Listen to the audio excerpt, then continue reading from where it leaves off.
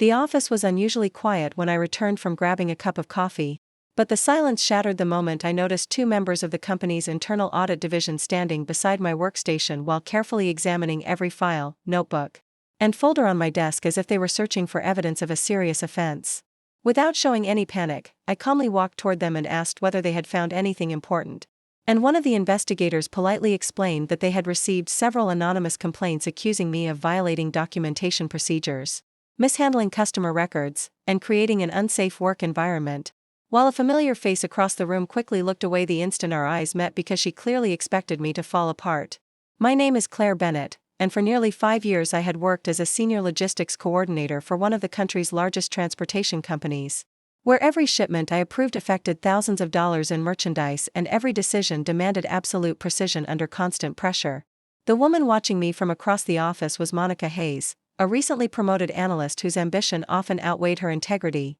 and although she constantly smiled during meetings, she quietly spent months interrupting my presentations, questioning my methods in front of management, and collecting every tiny oversight she believed could someday destroy my reputation. Unlike Monica, I never felt the need to advertise my accomplishments because I believed consistent results spoke louder than dramatic speeches. So every successful project was simply another opportunity to move forward instead of another reason to seek attention from supervisors or coworkers. As Monica became increasingly obsessed with proving I was incompetent, she began tracking my arrival times, monitoring my conversations, and secretly recording harmless mistakes that I intentionally allowed to happen occasionally. Knowing someone so determined to watch every move would eventually become distracted by chasing insignificant details instead of understanding the bigger picture. Around the same period, I developed an entirely different habit that had nothing to do with office politics because each evening before leaving work I wrote several pages inside a simple blue notebook describing moments when someone had shown kindness,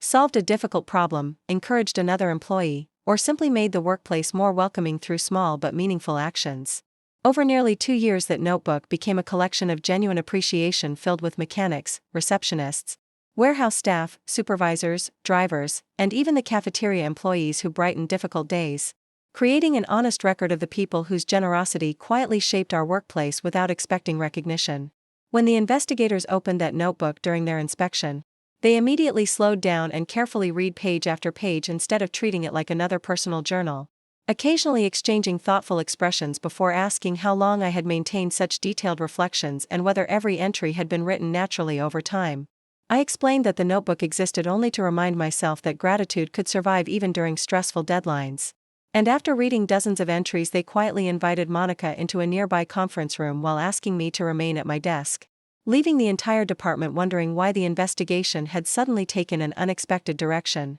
Nearly half an hour later, the investigators returned with completely different expressions as they formally announced that every allegation against me had been dismissed because my work records, customer feedback, and internal documentation consistently demonstrated professionalism far beyond company expectations. One investigator gently pointed toward the notebook and explained that although it had never been intended as evidence, it unintentionally revealed something remarkable because hundreds of sincere observations celebrated the positive influence of more than 70 coworkers. While one individual never appeared a single time despite working beside everyone every day, suggesting an absence of meaningful collaboration rather than deliberate exclusion, Monica refused to accept the outcome and immediately began telling employees that my notebook invaded people's privacy, insisting that writing positive observations about colleagues without announcing it somehow represented inappropriate workplace behavior even though the journal had always remained inside my own desk and had never been shared publicly. Instead of arguing with rumors, I sent a respectful email to every member of our department explaining the purpose of my personal reflections while offering anyone the opportunity to request that I never mention them again,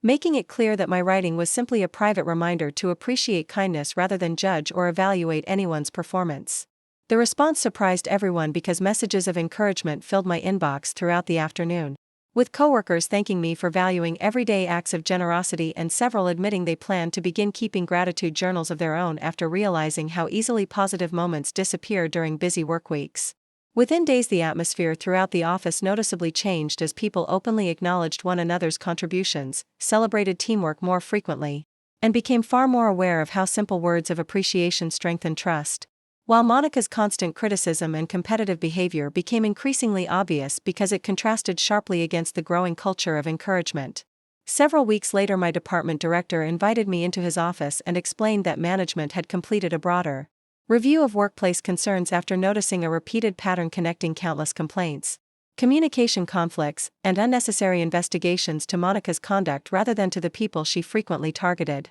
She was reassigned to a position requiring far less team interaction so she could focus on independent projects while receiving additional professional coaching. And although I genuinely hoped she would eventually find confidence without tearing others down, the experience reminded me that character is revealed not by isolated moments but by consistent choices repeated every single day. Today, that blue notebook still sits beside my keyboard, but its purpose has grown far beyond recording pleasant memories because it constantly reminds me that respect, honesty, and gratitude quietly shape reputations long before anyone realizes they are being noticed, while bitterness eventually exposes itself without needing anyone else's help. If this story reminded you of someone who overcame negativity through integrity instead of revenge, please subscribe to our channel and share this video with your friends and family. We create entertaining and inspiring stories for our viewers, and your support helps us continue making great content for you.